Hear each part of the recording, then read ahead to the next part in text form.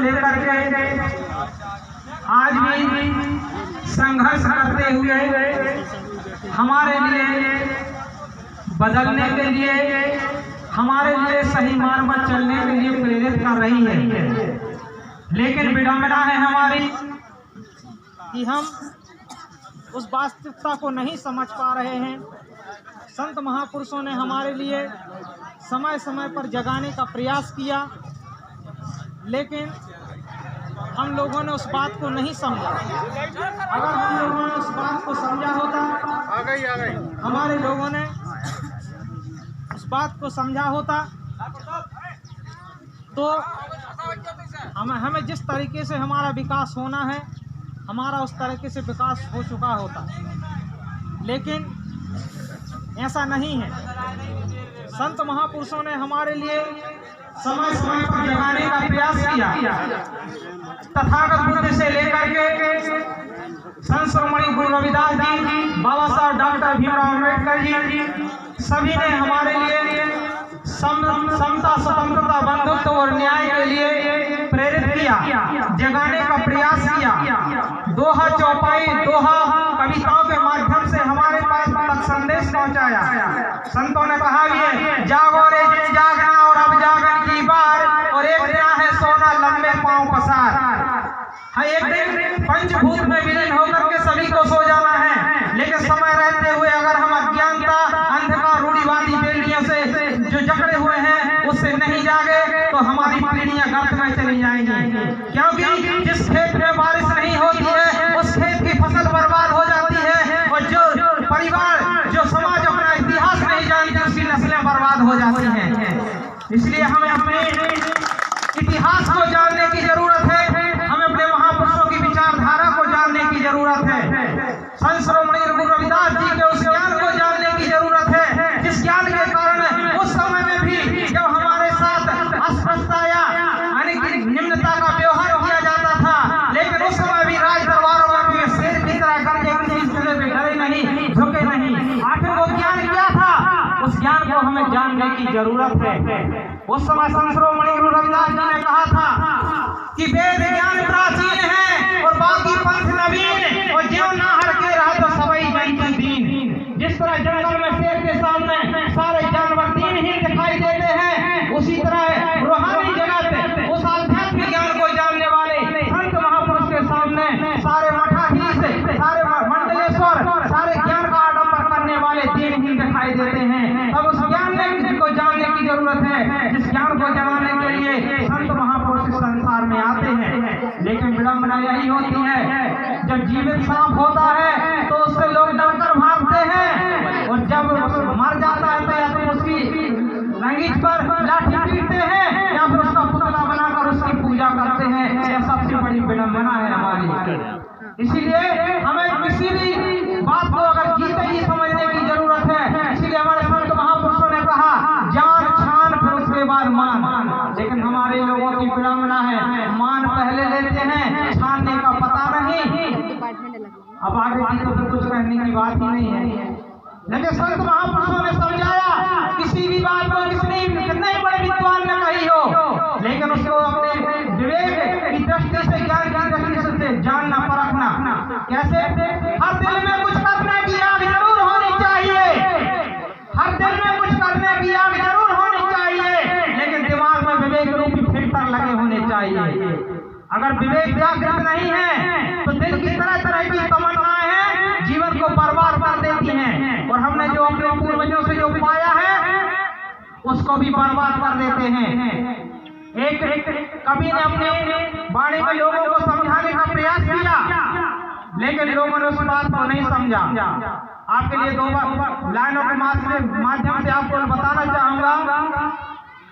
पूरब की जो कमाई पश्चिम में खाई है, पूरब की कमाई पश्चिम में खाई है, आगरे की खेप तूने क्यों ना लगाई है, आगरे की खेप तूने क्यों ना लगाई है। दिल्ली के दिल वालों ने तो सब कुछ लूट लिया, और पटियाले की भूख में सब कमाई गमाई है, पटियाले की भूख में सब कमाई गमाई है। और पंजाब को छोड़ करके अमृतसर आइए और सहारनपुर के रास्ते हरिद्वार जाइए, जहाँ पर संत श्रोमणी रविदास जी ने अपना सब सबसे पहला सत्संग प्रारंभ किया था हरिद्वार में।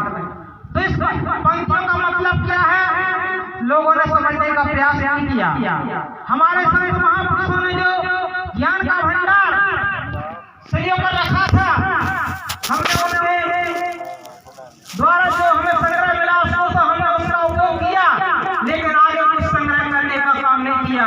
तो पूरब की कमाई पश्चिम में खाई है, हम उन्हीं का कमाया खा रहे हैं, हम ये कुछ कमाने का प्रयास कर रहे हैं, तो उसमें वृद्धि होगी कि कमता जाएगा। तो पूरब की कमाई पश्चिम में खाई है, आगरे की खेत में क्यों न लगाई है, दिल्ली के दिल वालों ने सब कुछ लूट लिया। दिल में तरह तरह की तमन्नाएं होती हैं और उनको पूरा करने के लिए इंसान सारी जिंदगी बिता देता है, अपना धन ऐश्वर्य सब कुछ नष्ट कर देता है, लेकिन इस दिल की तमन्ना कभी पूरी नहीं होती। पटियाले की भूख में सब कमाई है, या पेट में तरह तरह की खाने की लालसा, मन में तरह तरह के भोजन करने की इच्छा, और फिर तरह तरह की व्याधियां पैदा हो जाती हैं, तो उसका उपचार कराने के लिए अपना सारा धन नष्ट कर देते हैं। तो पंजाब को छोड़ करके अमृतसर आइए।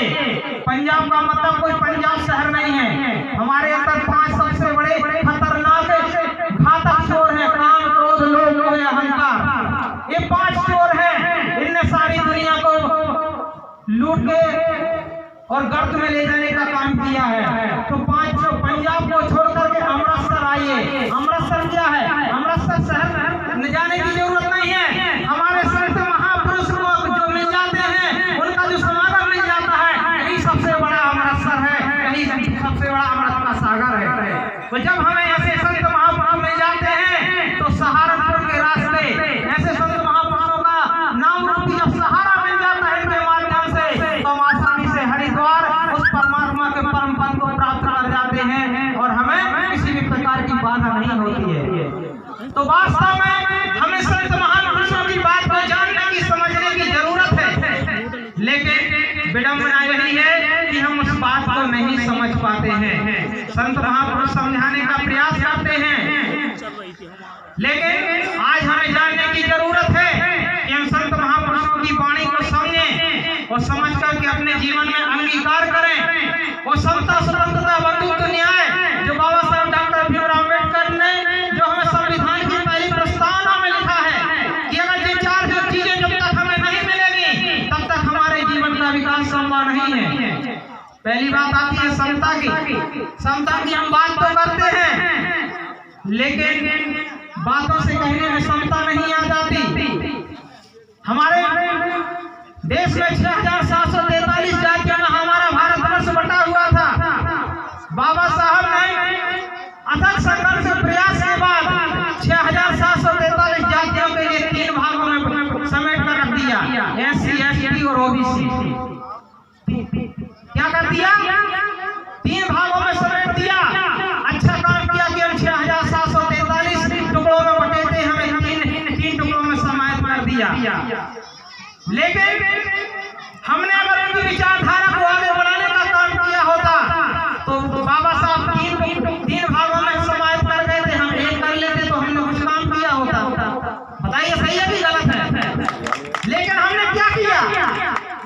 आज बाबा साहब डॉक्टर भीमराव अम्बेडकर 6743 जातियों को 3 में समाहित करके लाए, और हमारे लोगों ने बाबा साहब की विचारधारा को न मान करके आज जा करके भारत सरकार से और मध्य प्रदेश शासन से लेकर के देख लीजिए 17,000 संगठन रजिस्टर्ड हैं। कितने? 17,000। हमने महापुरुषों की विचारधारा को आगे बढ़ाया कि पीछे ले गए? पीछे ले जाने का काम किया हमने महापुरुषों की विचारधारा को। 6743 जातियों की जगह पर हम 17,000 टुकड़ों में बट गए। तो हम कैसे कर सकते हैं कि शिक्षित बनो, संगठित हो, संघर्ष करो? तो हम उनकी विचारधारा को नहीं मान रहे हैं, सीधा सामने हमारे प्रस्तुत है। महापुरुषों ने, बाबा साहब अम्बेडकर ने इंटरकास्ट मैरिज के लिए संविधान में लिखा, जाति तोड़ो समाज जोड़ो की बात कही। आज हम सोचते हैं कि हमारी शादी पंडित और राजपूत की लड़की से हो जाए तो हमारी शान बढ़ जाती है, और अगर बंसल या बाल्मीकि की लड़की से अगर शादी हो जाए तो हमारी शान गिर जाती है। तो हम किससे बात करते हैं? हमें समानता अधिकार चाहिए। जब हमने नीचे वाले को हम बराबरी पर नहीं बिठा सकते,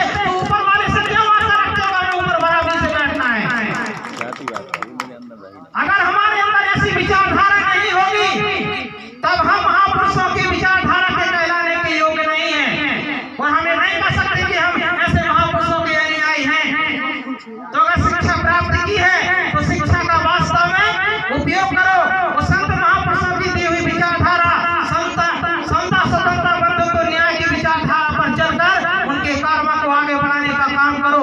अगर नहीं कर सकते तो महापुरुष जिस कर्म को बाबा साहब अम्बेडकर ने कहा था कि मैं इस कर्म को बड़ी मेहनत से यहाँ तक लाया हूँ, अगर इसे आगे नहीं बढ़ा सको तो यहीं पर छोड़ देना, लेकिन इसे पीछे नहीं ले जाना। लेकिन हमारे लोग उसको पीछे ले जाने का काम कर रहे हैं। तो उनसे मेरा हाथ जोड़ करके निवेदन है कि बाबा साहब की बात को उस समय नहीं माना तो कम से कम इतना मान लो कि बाबा साहब के कर्म को पीछे ले जाने का काम मत करो। तो समय का बहुत अभाव है, क्योंकि बहुत समय से कार्यक्रम चल रहा है और बोलने के लिए तो बहुत कुछ है। और अगर बोलने के लिए तो घंटों भी बोला जाए, 10 घंटा बोला जाए, लेकिन सबसे बड़ी बात यह है कि ज्यादा बोलने का कोई मतलब ही नहीं होता। क्योंकि साइंस का एक सिद्धांत है कि जिस तरह क्लास में एक पीरियड 45 मिनट का होता है और उसमें ज्यादा से ज्यादा सामने वाले की सुनने और समझने की क्षमता 30 मिनट से ज्यादा की नहीं होती है। तो ज्यादा समय तक बोलने से कोई मतलब नहीं होता। सिर्फ जो मुख्य बातों का आप लोगों के सामने वक्तव्य था आपके सामने रखा, और आप लोगों से यह उम्मीद करूंगा कि महापुरुषों की विचारधारा को पढ़ें, समझें और उसका अनुकरण करें और अपने जीवन में उतार करके अपना विकास करें और आने वाली पीढ़ियों के लिए मार्गदर्शन दें कि आने वाला जो हमारे बच्चों का भविष्य है वो उज्जवल हो। 2 रोटी जरूर कम खा लेना, लेकिन अपने बच्चों के लिए पढ़ाई और शिक्षा पर विशेष महत्व देना। एक कहानी के माध्यम से आप सबके बीच में बात रखूंगा। आज यहाँ पर जो भी लोग बैठे हैं सभी लोगों का इस कार्यक्रम में योगदान है, और जिनका योगदान नहीं है उनसे भी कोई बात नहीं है। एक जंगल में भीषण आग लगी हुई थी, एक जंगल में भीषण आग लगी हुई थी और जंगल के बड़े बड़े विशाल जानवर त्राहिमाम करके भाग रहे थे, लेकिन एक छोटी सी चिड़िया नदी से पानी लाकर एक बूंद पानी लाकर के जंगल में डालने का काम कर रही थी। जंगल के जानवर देख करके हंसने लगे, क्यों चिड़िया तू अपनी चोंच में 2 बूंद पानी ले करके के जंगल की आग को बुझा देगी? तो चिड़िया ने कहा आप मेरे चरित्र पर हंस रहे हो और मेरे ऊपर व्यंग कर रहे हो, लेकिन जिस दिन इस जंगल का इतिहास लिखा जाएगा उस दिन तुम्हारा नाम गद्दारों की लिस्ट में लिखा जाएगा और मेरा नाम वफादारों और आग बुझाने वालों की लिस्ट में लिखा जाएगा। इसी तरह संत महापुरुष होते हैं, भली को एक होते हैं संख्या में, लेकिन समाज को जगाने का काम करते हैं और वो झोपड़ी में रहकर संसार में पूजनीय हो जाते हैं, लेकिन जो नोटों के बिस्तर पर और दौलत के मालिक बने होते हैं लेकिन वो संसार में पूजनीय नहीं हो पाते। तो संत में और राजा में यही अंतर है। तो संतों की वाणी को हमें समझने की जरूरत है। वो संत हमारे लिए जगाने के लिए आते हैं, संतों की वाणी को समझें।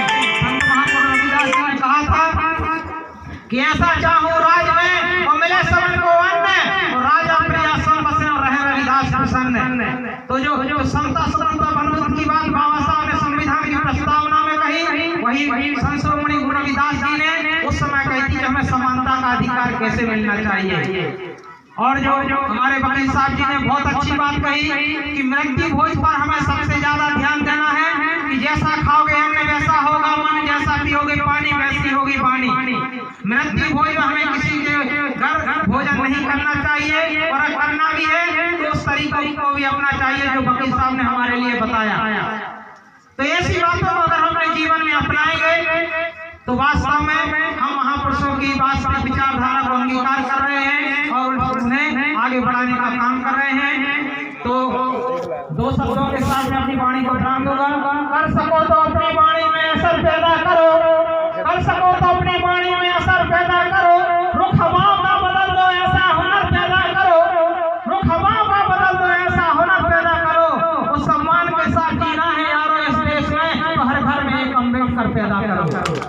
जय भीम, जय भारत, जय संविधान, जय गुरुदेव, धन्य गुरुदेव।